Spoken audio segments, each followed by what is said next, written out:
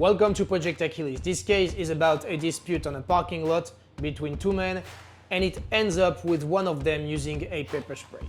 It's interesting for self-defense because it highlights three important points. First of all, don't approach someone's vehicle during an argument because you don't know how far they're willing to go, how much threatened they feel, and if they have a weapon or not, and how they will react. Then, using a pepper spray for self-defense is a good tool, but it's a double-edged sword as the wind can blow the gas back at you and you don't want to gas yourself in a self-defense situation. And then self-defense has a limit. Defending yourself doesn't mean that you have the right to chase.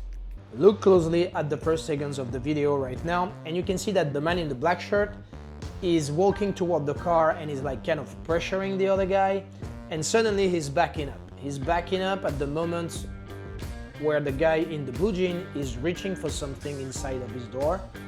And we can say by the body language that this guy in the black shirt is backing off because he clearly thinks that the defender has a gun and is about to pull a gun at him.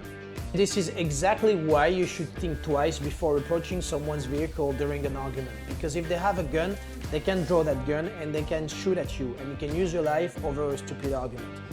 Always think about it. You don't know how people are feeling threatened during an argument, and you don't know how they will react and how far they're willing to go to defend themselves if they think that they are in danger of great bodily harm or about to lose their life. The man in the blue jeans is using a pepper spray, which is a good tool for self-defense, especially if you just have that, but it's a double-edged sword, as the wind can blow the gas back at you. And you don't want to find yourself in a position where you're gassing yourself in a self-defense situation. Think about it.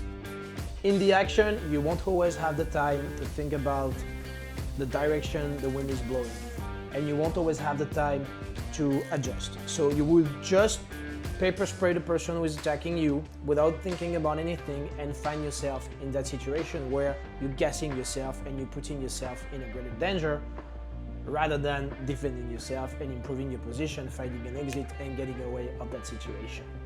It's why if you're using a pepper spray, it's better to use a gel rather than a gas because it's less volatile and it's less likely to be blown back at you by the wind. Finally, self-defense has a limit, and you can see that live. The aggressor, the man in the black shirt, is backing off. He's raising his hand, he's trying to de-escalate, and the defender is using his pepper spray anyway. At that first second in the action, we can say that it's okay to think that the defender used his pepper spray because he could genuinely fear for his life, physical integrity, even more because there is a discrepancy in size. Like the guy in the black shirt is way bigger than him. That's fine. But then he's starting to kind of chasing the guy, and this is too much.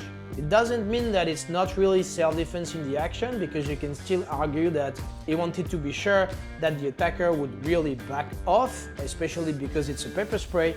But when you think about self-defense, the purpose is first of all avoiding to have to fight. Then if you don't have any other choice, put your hands on.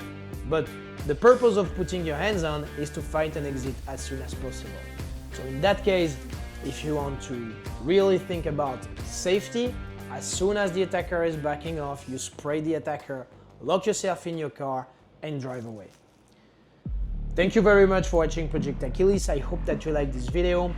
Don't forget to subscribe to the channel, it's helping us a lot to grow, and stay tuned for the next episode.